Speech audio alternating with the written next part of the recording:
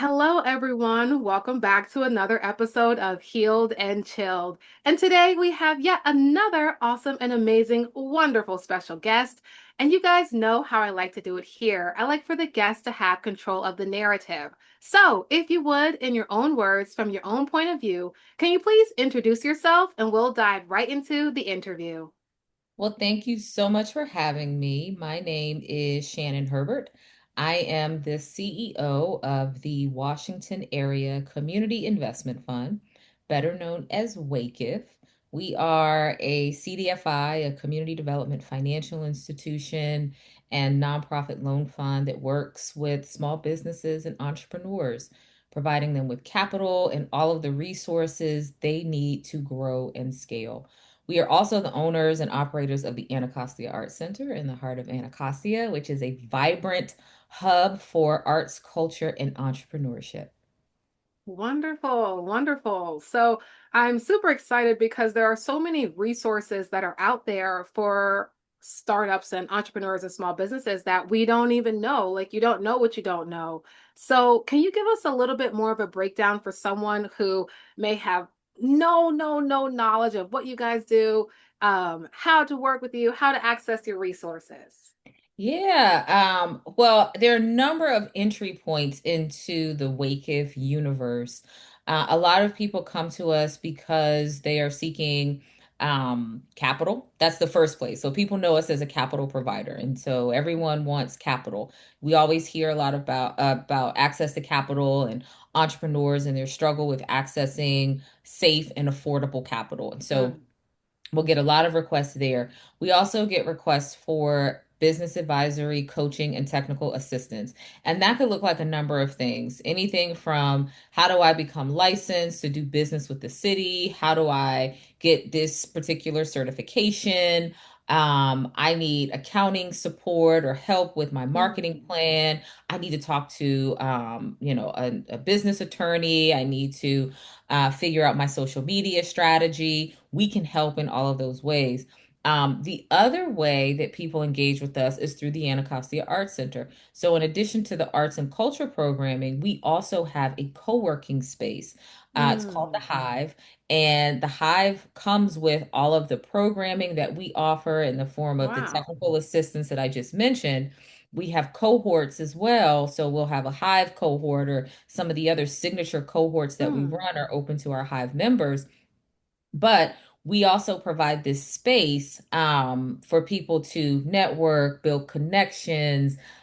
We will frequently have webinars and things like Certified Up to help people become certified. But you have this mm. built-in capital provider in the form of WakeIF as part of the co-working experience, which is unique because Mhm. you rarely find a co-working space where you can walk down the hall or walk upstairs or knock on the door next door and say, "Hey, I need some capital. Can we talk about it?"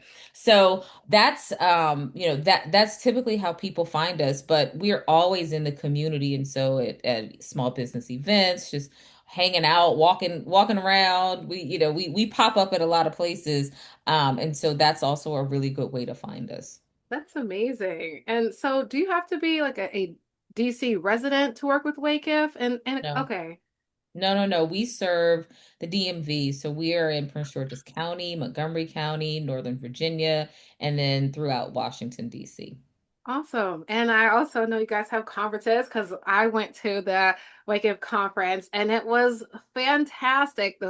I'm definitely a foodie, so anywhere there's good food, that's the first thing I enjoy, and that stands out. But outside of the food, it was a really great experience listening to different panelists, and I liked how you guys had different sessions that were small enough so that you were able to interact with the panelists, ask those questions, but then get a vast array of knowledge and information. So, how is it like to be in that position where you're at the head of an organization who's not only helping entrepreneurs on the aspect of the networking and the co-working space, but also you're actively creating spaces for people who might not be in that program or might not even know what Wake Up is, but they're still able to participate and learn from the community. So how is it? What is it like being the CEO in your position?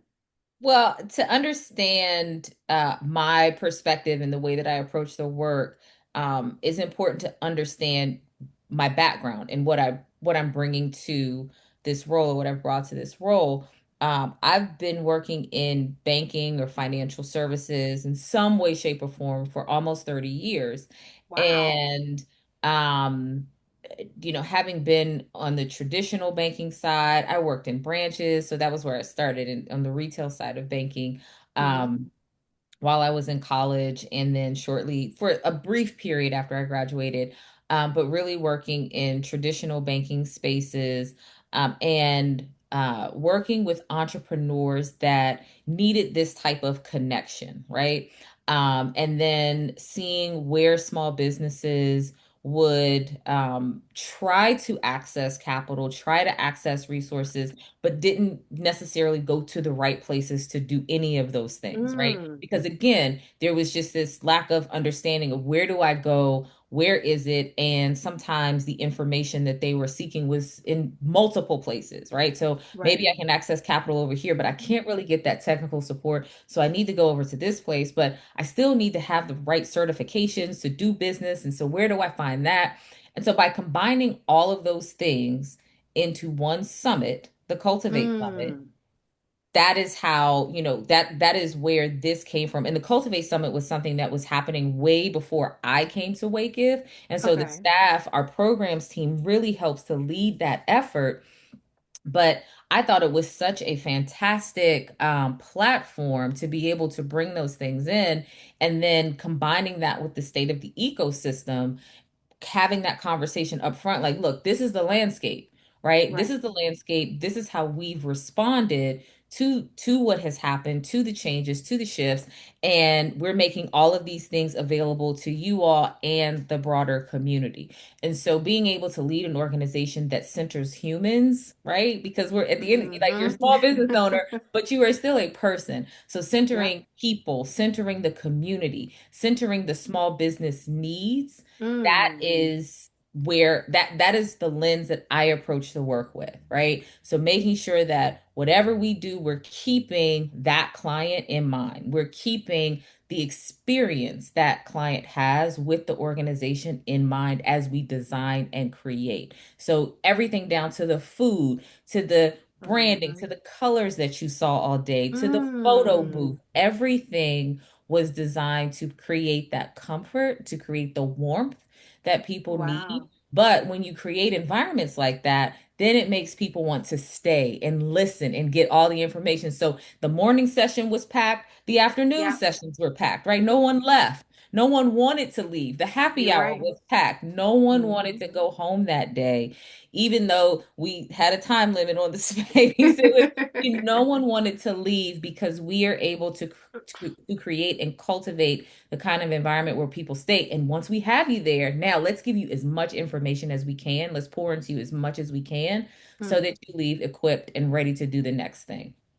That's fabulous. And as someone who obviously, like I mentioned, attended, I can say, yes, it was everything that you're mentioning. If you're listening, like, sure, it was that. It actually was because I was there. So she's not over exaggerating. And so it makes me wonder, like you mentioned a little bit more from your background, how did you end up not only wanting to serve in a position, but serve in banking and then go as far as because you're also very active in the community since I follow you on LinkedIn and you're doing HBCU things, you're doing this, you're doing that. So what about, I guess, how you grew up made you not only want to be in your position, but now that you're there, you're like, I want to excel and really like lead the way, so to speak. Yeah, I think a lot about my foundation, and you mentioned HBCU. I'm a graduate of Howard University. Um, and I think about the foundation that was laid there, the foundation that was laid by my family and my community around service, being of service Mm, to other people, right? And so when I think about leadership, and I just gave an acceptance speech last Friday for a community impact award where I talked about leadership as an act of service. And I mm, 100% believe that when we get into positions where we can do good for others, that's the mission, that's the calling, Mm. right? That's the purpose. And so thinking about service in those terms, in terms of the work in financial services, we are here because someone wants us to be here. Right? Yep. We don't exist if no one wants us to be here. And so what does that mean from a service lens? It means showing up and providing these resources. It means telling people you're not ready for capital versus I'm just going to give you a loan and Mm. hope for the best. And when you don't repay me, then it's, a big problem. Getting people ready for Right. capital, making introductions from our small businesses to opportunities so that they can earn revenue, making introductions to small businesses or to larger banks for our small businesses so that they can obtain more capital and scale. Mm. So it's how can we help? How can we be of service to our community, to those that don't have the resources to do it for themselves, to those Mm. that have been denied access and opportunity? How do we step in and fill in those gaps? And so when I think about my career, having been in those spaces and in the rooms and hearing hearing how things are built, how things are structured, having the ability to build and structure on my own, build Mm. policy. um I know what it takes, right? And I know what entrepreneurs and small businesses are facing. And so now being in this position where I can create it with this wonderful team that I have, this is what we're supposed to be doing, right? We Mm. know what they need, so let's build it for them. Let's create these programs that make sense, so that we are equipping our entrepreneurs with all of the resources that they need. That's amazing. And it thinks makes me think about the ripple effect. And so just like I work with young people, I'll never know the ripple effect of impacting one life. And so you'll never fully know what your impact is because you create like you'll even though we're having this conversation, you'll never know the impact of me going to that summit, how it may have shifted what I thought and my beliefs and how that could change things down the road. You'll never know how many businesses will be impacted or how many lives will change from the ripple effect. So my question is even with your staff, so is there any pressure that you have as a CEO to show up in a certain way, or is it like are you learning things every single day, or is it kind of like it's like a flow, or is it a mixture of all the three? Well, I mean, so to the learning thing, yes, I'm learning things all the time. And that's intentional. I put Mm. myself in spaces where I can learn. Right? And so that's part of leadership, is knowing the things that you do know and being really confident about that, but then also being humble enough to say, like, yeah, I don't know everything, and so I Mm. want you to teach me. I want to be in the room so that I can learn more about this thing. That's really what my journey into fintech was about, knowing that there was this thing out here that was unknown, very interesting, a lot of buzz around it, but what was it? And what did it mean for financial services? And what did it mean for the communities that we served? And so being in a space where I could now be in rooms and hear all of these Mm. data scientists and engineers talk about these machines using AI and machine learning, to make decisions, but then also ask the practical questions about data and what happens with data that may be biased, and how do you Oh. correct for that? And will people be left out? What happens if the machine makes an incorrect decision? Or what Mm. happens if the machine tells a financial institution not to lend in a particular area, or starts to make decisions that cause harm to community? So I could ask these questions now because I was in the Mm. room, but that was because I was curious enough to basically step out on a limb and say, I want to learn more about this. But I also knew, again, being confident in what I also knew there was a lens I was bringing to that work around Mm. financial services that the data scientists didn't necessarily have because they hadn't been in the rooms that I had been in. So this, like merging of knowledge. So so the learning piece is continuous. And I think that that's one of the strengths of being a leader, Mm. is, again, always learning, and then making sure that that shows up in making sure that it shows up in the work, right? We talk a lot about impact. And yes, it's great to show, numbers and metrics, and sometimes Mm-hmm. impact is measured in metrics. But when you gain new knowledge and you're able to design something that changes someone's life, Hmm. right? And that change, then, to your point, ripples into other areas of the community. It's passed on to someone else, and then they're able to take that knowledge and transform someone else's life. Like that's the impact that you can't really tell through numbers. Or, when we launched our financial trauma focused programming, uh, having people go through our listening sessions or go through a session with us and then come back and say, I'm able to have conversations about money that I wasn't able to have before. Oh, Or I was wow. able to release something that I'd been carrying around for the last 2 years, and you created a space that allowed me to Mm. share information that I had been holding on to. That you can't capture in numbers. These are Wow. feelings, but Yeah. it's still impact, right? You Mm. are still impacting someone's life. I wouldn't have known to do those things again had I not opened myself up to the possibility that, okay, I don't know anything about this. Let me go and learn this and then bring it back to the community and see what happens. And then something beautiful came out of it. Wow. That's amazing. That's amazing. I'm such a huge proponent, I guess, or supporter of safe spaces because there's all different things that can happen on the outside world, but when you can find spaces that are as advertised and they say they're safe, and then you actually end up in a safe environment and having those breakthroughs and getting to get things off of your chest or just be yourself, I think is huge. It's very, very huge. My next question is, speaking of safe spaces, a lot of, especially on the younger age, maybe like, I don't remember which generation, but after millennials, Gen Z, they have a hard time sometimes of like putting themselves out there and asking questions because they might be shy, or oh, what if I get the answer wrong and everyone's going to look at me and yada, yada, yada. So, what would be some advice, even for someone a little bit more seasoned that's like afraid to get out there and be curious because perhaps they were heavily judged or heavily criticized growing up? What would you give advice to someone to say, like, hey, still be curious, get out there and learn? I would say it in that way. And that's not a generational thing. I've encountered that across the board, right? Where Okay. people won't speak up. I struggled with that, I think, early in my career, not speaking up, not saying the things.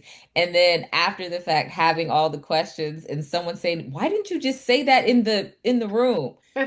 You were there. Why didn't you just say it in the room? And really becoming comfortable hearing my own voice, right? And Mm, so, and because it's one of those things like, oh, I'm actually going to say something, and I know this is the right question to ask in this moment. And I should be the one to ask it. Now, sometimes there are questions that need to be asked, but you don't need to be the one to ask it. And you don't need to be that's the one to true. ask it in that moment, right? And so Been there. yeah. Been there. You weren't the one that was supposed to ask. You didn't need to ask that question. But with that comes from wisdom. But there's also like that testing things out, right? And Hmm. so being able to just keep testing that, right? Trying it, practicing, asking those questions. I always tell staff, anyone that I come in contact with, customers especially, clients, community members, there's never a bad answer.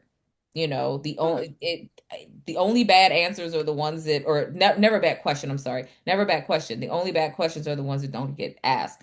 And I want people to be curious, ask questions, even if they feel like the questions are silly, or Hmm. they should know it, because no, you shouldn't know it, especially Hmm. when it comes to financial services. I have the privilege of working in this space for, like I said, almost 30 years. So there are things that I know that you aren't going to know.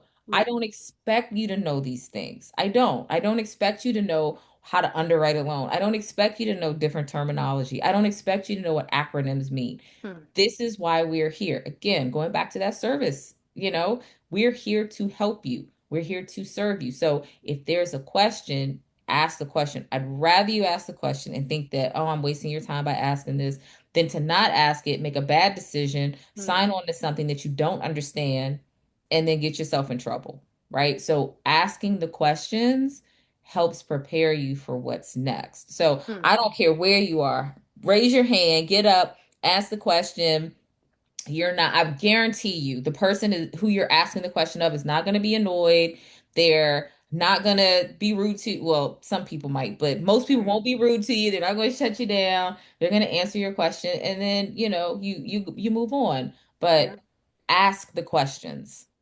Yes, and I think what you also just said is pretty powerful, and the thing you mentioned about trauma, because there's a lot of shame in not knowing certain things, especially when it comes to finances, and who knows where people started out at, or different situations, different circumstances. So a lot of people have shame about even how they grew up, and you can't control how you're born. At least to my knowledge, you can't control it. I don't know the whole story, but you can't control your childhood, your this, your that. And so a lot of people have a lot of shame when it comes to, oh, I should know how to do this. Or if they're having a business, it can be overwhelming when you start to realize how much you really don't know that you don't know. So you mentioned that like you guys can help. Are there like specific learning resources, or like in what ways? Because it can get overwhelming. Like you mentioned, there's a lot of shame that goes alongside that too. So how can WACIF help someone that's feeling shame about not understanding their finances, or feeling incredibly overwhelmed about all the different ways you can raise capital, or get capital? Mhm. So one of the things that we did last summer, we launched these last spring summer, were a series of listening sessions. And these Hmm. listening sessions brought in community members to talk about the relationship with money, what they knew about money, the childhood experience around money, their orientation around financial services, what had worked, what didn't work, the relationship with banking, what they understood. So all of these questions that we wanted to learn more about, but we did it alongside mental health professionals. So the team at Onyx Therapy Group worked with us to lead these community listening sessions, because what we were trying to figure out was a couple of things. One, why community didn't trust financial services in Hmm. general, right? So that was one. The other thing, what financial services, what worked, right? What was great about these experiences with financial services? And this was everything. It was banking, insurance, investments, everything across the board. Mm-hmm. What was Oh wow. working and what was not working? And we're publishing a paper around all of the findings that we received from, or kind of put together, after having all these sessions and some internal work that we did with our data and other staff training. But the thing that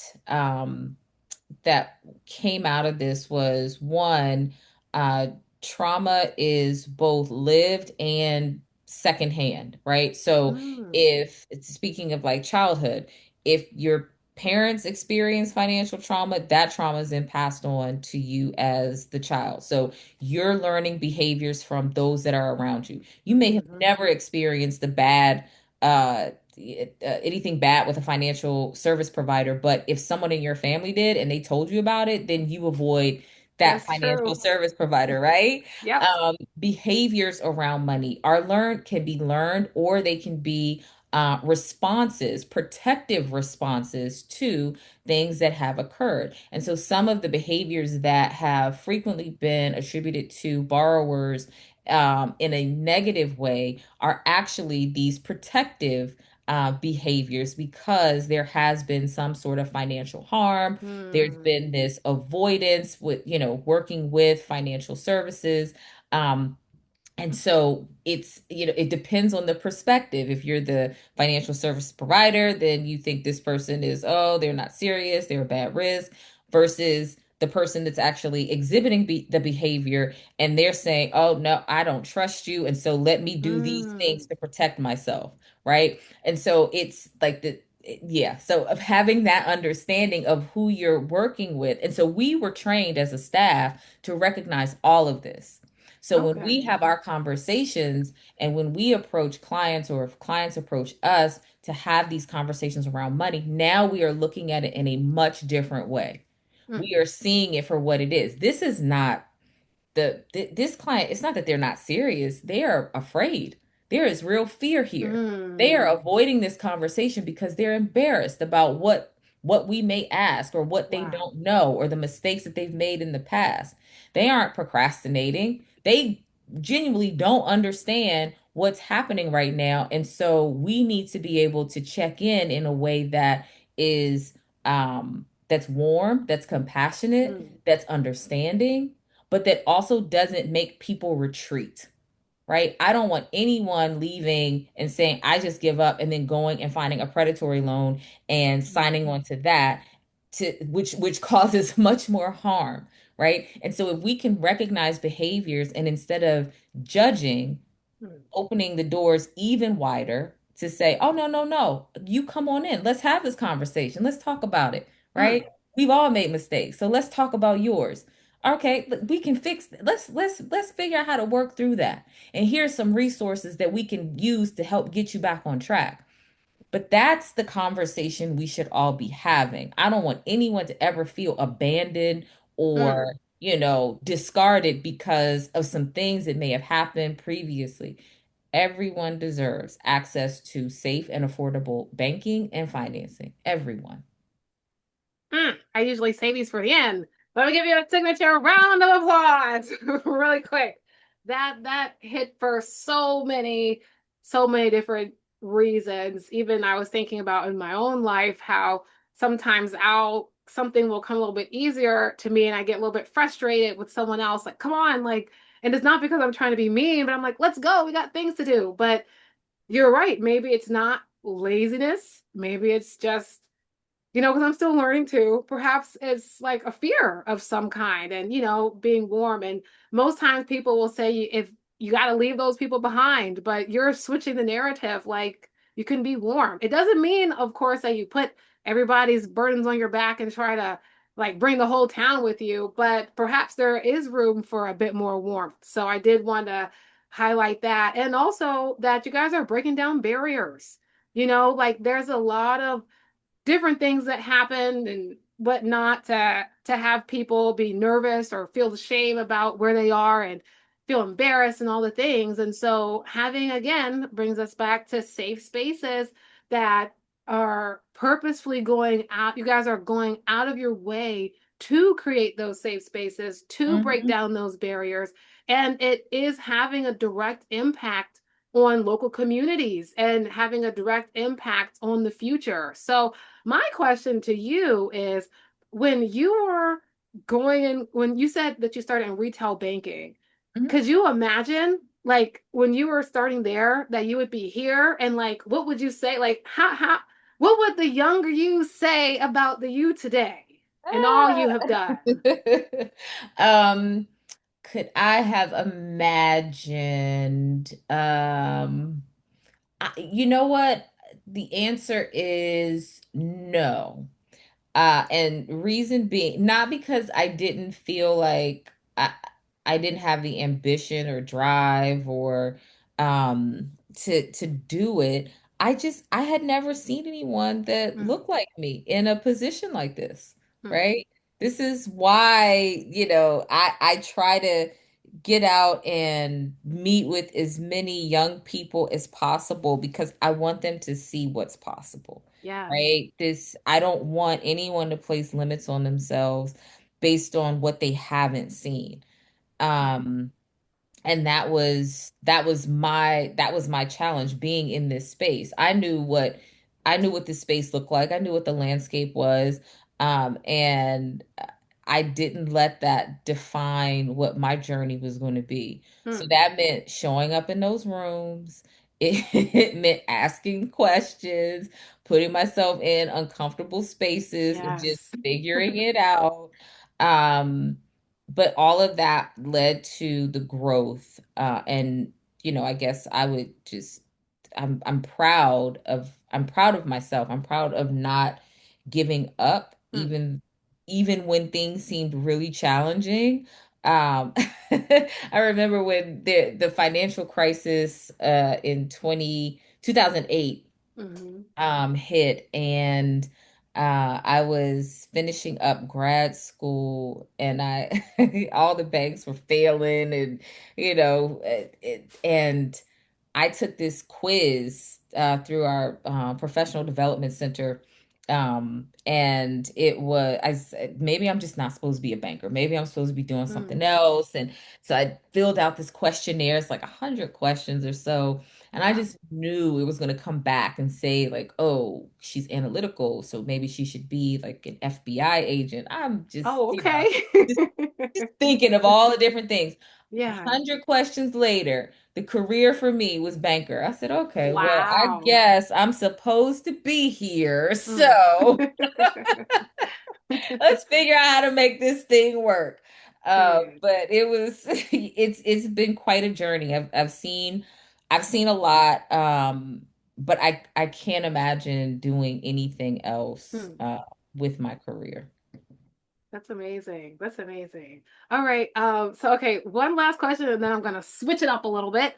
Okay. Is there, so you mentioned also, and it's something that everybody goes through times where it might be a little bit more challenging and you still have to like push through and figure it out. And sometimes you're only doing it because of the why. You might not even know what else is happening. It's just like my why is why I'm doing it. So is there a reason why outside of the quiz that you kept going and that you still keep going? Because I'm certain that there's been different challenges that you faced and different situations, but you just keep going and keep paving the way really for a new the next people that come after you. And even like I said, following you on LinkedIn, you're such an inspiration. So I'm always like, when I see your post or see the award, I'm like, okay, she's doing something else. So just like what keeps you, or I don't want to say motivates you because that's kind of overused, but what keeps you going even when you feel like maybe,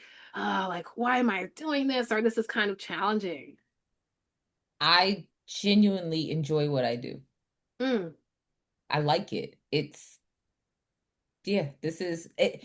The work aligns with my personal values, mm, and I know when people say when you love what you do, it doesn't feel like work. No, it still feels like work. I can love it. It still feels like right. work. Um, but it's work that I enjoy doing, Mm, right? It's purposeful work. yep. It's not mindless work. It's purposeful work. It is work that has real outcomes, like Mm, people-centered outcomes attached to it. That's what motivates me. That's what keeps me going. Um, that there is a community at the end of all of this, on the other side of all of this. There are real people on the other side mm, of all of this that need support. So when the conversation comes back to access the capital and why isn't anyone getting capital, now we can have a real conversation about, well, no, there is capital. I go to those rooms all the time. I have plenty of capital. Why haven't y'all come over here? And then if you do come over here, we're gonna have a real conversation. All right, mm, do you really need capital right now? Let's look. Because I don't know mm, that you need capital right now. You might need to do these things, and then you'll be ready for capital. mm, Or, yeah, you need capital from me and this person over here. Let's get this, let's put a package together and help get you on your way. But I just I want to help as many people as I can while I'm doing while I'm doing this.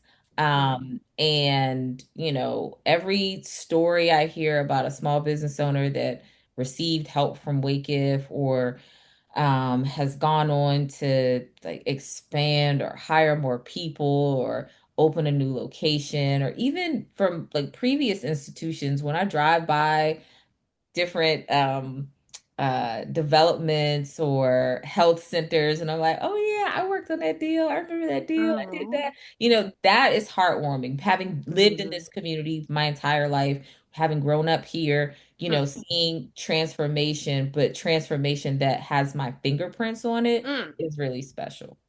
That's amazing. Oh my gosh. And so inspiring. Yes, yes. Okay, so we are coming up at the tail of it, almost the end. Was there any, before I switch it up, was there any topic or thing that you wanted to discuss or highlight that you haven't yet had the opportunity to talk about? I do. So we talked about it briefly, but I want to go back to another aspect of our work. When we talk about capital, we talk about our programming and the entrepreneurs. I have to highlight the work of the Anacostia Art Center and Mm, how important this place is to the overall mission of the organization. When WACIF purchased the building back in 2021, this was before I came on board. I think that there was a real intention around keeping this community asset, right? mm, Part of the community. There's a lot of development that's coming to that area, a lot of change that will be coming to that area over the next several years. But this space, being a home for artists, being a home for creatives, mm, being a home and now expanded home for entrepreneurs, because mm. with our redevelopment, we'll be able to host up to 250 entrepreneurs through our co-working space. That's right. Wow. And so, when you think about the affordability of office space, when you think about the lack of Mm, networks, when you think about capital and programming and technical assistance and advisory, now it's all under one roof within the Anacostia Art Center. Not to wow. mention the programming that we are creating for those artists and those creatives, having Mm, space there. We have a black box theater. Come and try out your play. Come and try out your wow. dance group or whatever it is. You got a R&B group or a soul or jazz. Like Right.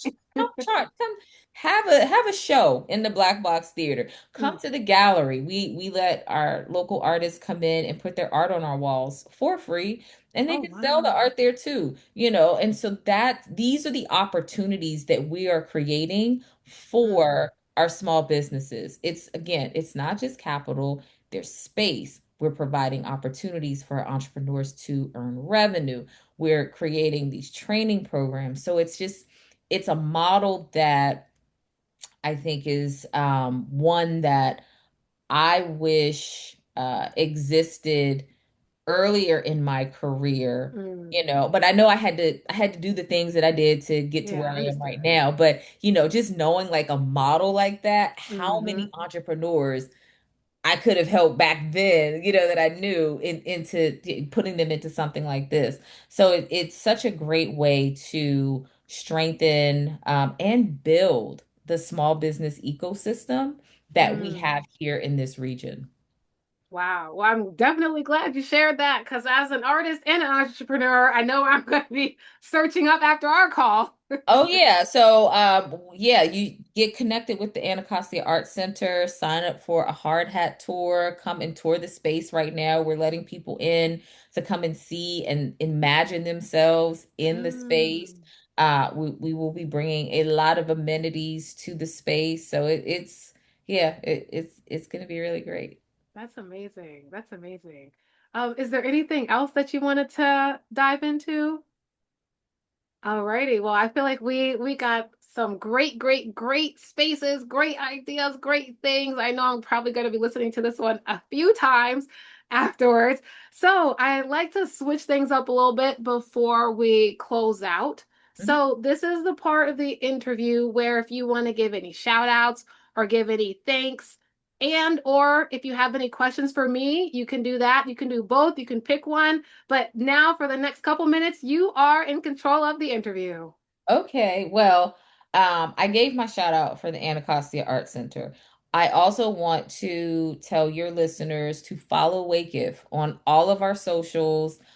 We are on every social media site. We're on LinkedIn, Anacostia Art Center as well. Follow along to stay ahead of any funding opportunities, any webinars, cohorts. We have some things coming up where you can work with a business attorney. We have some things coming. Yeah, we have some. We have another cohort that's starting soon. And so all of these things that we do, and because we have so many partners, that's the other part, they send us stuff. So grant Oh, okay. announcements, webinars with other organizations, cohort opportunities with other organizations. That we are providing all of this stuff as part of that information hub. So sign up for our website, not website, newsletter. Sign up for the newsletter. Go to the website, check the website out so you can see some of the resources we have there. But definitely follow everything WACIF.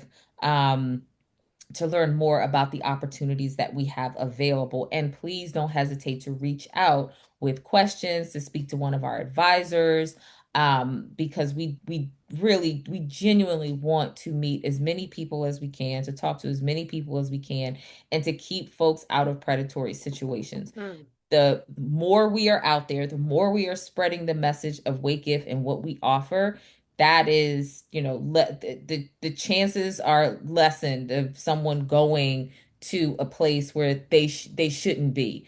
So we want people coming to us first and let us direct you to where you Mm. need to be within the ecosystem. Love that. Love that. All right. Any questions? Any other shout outs or anything? No other shout outs. But I would just like to thank you Oh, for thank you. creating this space for because I've listened to some of your other interviews, and just creating this space for dialogue and information sharing in a way that is really relaxed and comfortable, but also allows for the information to get to a wide variety of individuals. And we know that there are entrepreneurs everywhere. There are small business owners everywhere trying to figure it out, Hmm. bootstrapping and not knowing that, hey, Yep. there's a capital provider out here, somebody that's actually going to work with me. They're going to sit down, they're going to have a conversation with me and figure out what I need. Yes, yes, and Hmm. yes. So I just want to thank you for creating the space for this kind of dialogue to take place. Well, thank you. Thank you. All righty. So I'm gonna close with my three cliche questions. I ask everybody this now since you heard some, you might already know the question, but I'm still gonna ask anyway. So the first cliche question is if you can think about one piece of advice that you know now that you really wish you would have known when you were younger and in a darker space, what would that information or advice be? Ooh, take the risk. Mm, I spent a lot of my time, and probably because of the spaces I was in, being very conservative. And there's still a conservative side to me, but I take a lot more risks now. mm, Um because I was always like, I was the chief credit officer. I was on the credit side and credit risk, like, ooh, no, too risky.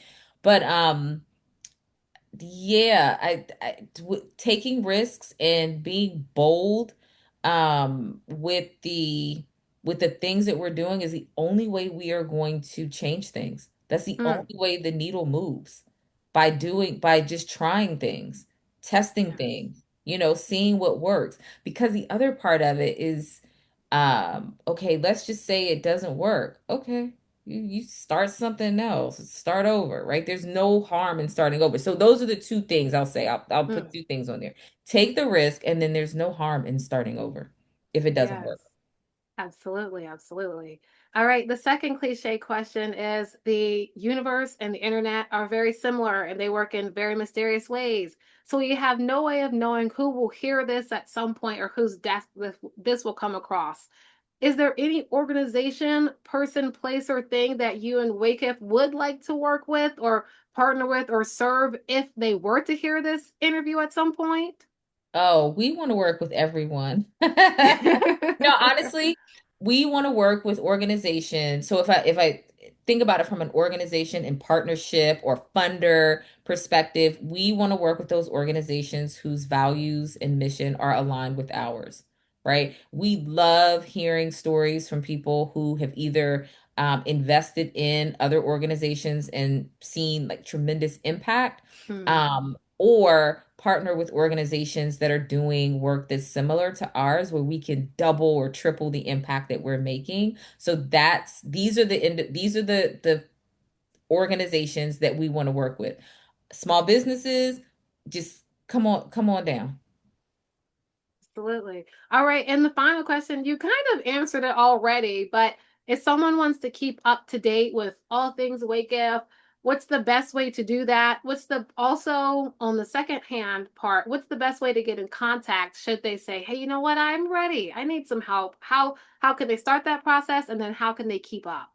So there's an intake form on our website. If you go to the website, www.wacif, WAC as in cat, if.org, you can find all that information. And then there, you can see where to follow us on all social media. But there's a form to contact the organization to learn more. Absolutely. And of course, I'll put links in the description as well. It's just helpful to have a little bit so they know where to go. All righty. Well, I'm going to give you another signature round of applause. I have to go around 3 times for a wonderful conversation, for also breaking down barriers and really being a pivotal change agent for who knows how many people. And I like to think like the ripple effect is generational too, because like you mentioned, if you're parent has this, then it happens to you. But if you can get in there with the parents and then they raise their children slightly differently, and then for on and on and on. So again, you will never, ever, ever know how many lives you've impacted, but you'll know for a fact that you have impacted lives. So just shout out to you, kudos to you for everything you guys are doing at WakeUp, everything you're doing as the CEO, and still making time to participate in the community, still making time to do this interview and just being an inspiration to people like myself and the generations that are to come. So big shout out and kudos to you. And in closing, I am a true coach in that way. I always say, one more. This is really the last thing. Can you leave us off with some words of encouragement to finish out the rest of the week? Yeah, keep going. I know sometimes things seem really hard and really bleak and challenging, but keep going, Mm, um, because someone is watching, mm, and you never know who you are inspiring with your journey, with the way that you continue to show up. So keep going, and don't be afraid to ask for help, right? There's no harm in mm, asking for help and saying, you know what, I thought I had it, but I don't have it. Um, Reach out because you never know who could be a resource mm. until you make that connection, right? I know a lot of us walk around with a lot of pride, but now's the time for Yeah. community. Now's the time to say, you know what, I need that community right now, Mm. and how can we figure this thing out, because I do need some help. So those are my words of encouragement. Keep going, but don't be afraid to ask for help. Absolutely. Well, we'll close with that. Thank you, everyone, for listening to this episode of Healed and Chilled. You'll hear from me again with another awesome and amazing special guest. I'll see you guys. I always say I'll see you. You'll hear from me soon. Bye, everybody.